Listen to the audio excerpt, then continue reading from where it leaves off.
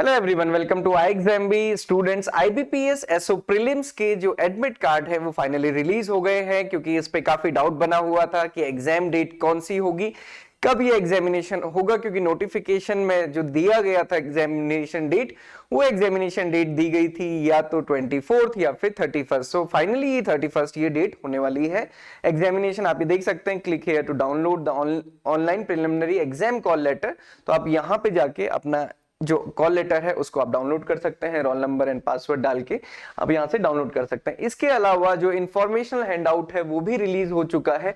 Information handout में basically एक बार फिर से एग्जाम का पैटर्न बताया जाता है, किस टाइप के क्वेश्चन होंगे ये बताया जाता है। तो स्पेशलिस्ट ऑफिसर में, क्योंकि आप सभी को पता है कि आईबीपीएस एसओ में मार्केटिंग, आईटी, राजभाषा, एग्रीकल्चर फील्ड ऑफिसर, लीगल के एग्जाम होते हैं और दोनों के पैटर्न में थोड़ा सा डिफरेंस है। मतलब जितने भी एग्जामिनेशन है, जैसे आप देखेंगे लॉ ऑफिसर राजभाषा के लिए इंग्लिश, रीजनिंग और जीए का होता है। आईटी, एग्रीकल्चर, एचआर के लिए इंग्लिश, रीजनिंग एंड क्वांट्स का होता है, जीए इसमें नहीं रहता है। तो ये एग्जाम का पैटर्न दिया है। आई होप कि आप सभी को पता होगा। सेक्शनल टाइमिंग यहाँ पे रहती है 40 मिनट्स, टोटल 120 मिनट्स का रहता है। सैंपल क्वेश्चंस यहाँ पे मेंशन किए गए हैं। हालांकि जो सैंपल क्वेश्चंस दिए गए हैं उसका एग्जामिनेशन लेवल से कोई बहुत ज्यादा रिलेशन नहीं होता, ये यहाँ पे मेंशन भी किया गया है। ओके, सो इंग्लिश में आप देख सकते हैं कि यहाँ पे fill in the blank, synonym, antonym, sentence rearrangement type के क्वेश्चन यहाँ पे मेंशन किए हैं। यहाँ पे रीजनिंग में आप देखेंगे कि सिलॉक्स के क्वेश्चन और उसके अलावा कुछ लॉजिकल रीजनिंग टाइप के क्वेश्चन यहाँ पे मेंशन है। जीए के क्वेश्चन यहाँ पे मेंशन, और जीए के क्वेश्चन हमेशा हर एग्जामिनेशन के लिए यही मेंशन रहते हैं, तो इससे बहुत ज्यादा कुछ पता नहीं लगाया जा सकता है। क्वांट्स में भी आप देखेंगे अप्रोक्सीमेशन या फिर डीआई और अर्थमेटिक के क्वेश्चन यहाँ पे मेंशन ज्यादा किए गए हैं। सो ये बेसिकली इंफॉर्मेशन हैंडआउट है। हालांकि इसमें जस्ट ये बताया गया कि किस टाइप के क्वेश्चन आपके आ सकते हैं। इससे मैंने जैसे आपको पहले बताया कि कोई बहुत ज्यादा कोरिलेशन नहीं है आपके एग्जाम लेवल कैसा होगा। बट इंपॉर्टेंट ये है कि आपको अभी अपनी प्रिपरेशन करनी है, बहुत अच्छे से अपनी प्रिपरेशन कीजिए रोज सुबह उठ के, क्योंकि आपके पास 10 से 11 दिन का टाइम है और ये टाइम बहुत अच्छा है आपकी प्रिपरेशन के रिवीजन करने के लिए।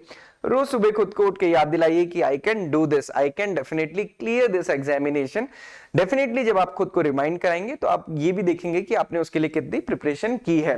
तो ये डेली आपको खुद को रिमाइंड कराना है। इसके अलावा आप हमारे कोर्सेज लेना चाहते हैं तो आप कोर्स ले सकते हैं। आपको आईबीपीएस एसओ के लिए आईएग्जाम पे कोर्सेज मिल जाएंगे, चाहे लीगल का हो, चाहे मार्केटिंग का हो, चाहे एचआर का है, चाहे आईबीपीएस एएफओ के लिए ये एग्जाम क्यों ना हो। प्रीलिम्स के लिए अलग कोर्स भी अवेलेबल है, मेंस के लिए भी, और ओवरऑल कंप्लीट कोर्स पैकेज भी अवेलेबल है। तो एग्जाम डेट जैसा कि आपको पता चल ही चुकी है, कोर्सेज आप लेना चाहते हैं तो आप ये ले सकते हैं। इंपॉर्टेंट ये है कि जो 31st के बाद जो पेपर होगा वो 29 जनवरी को ही होगा।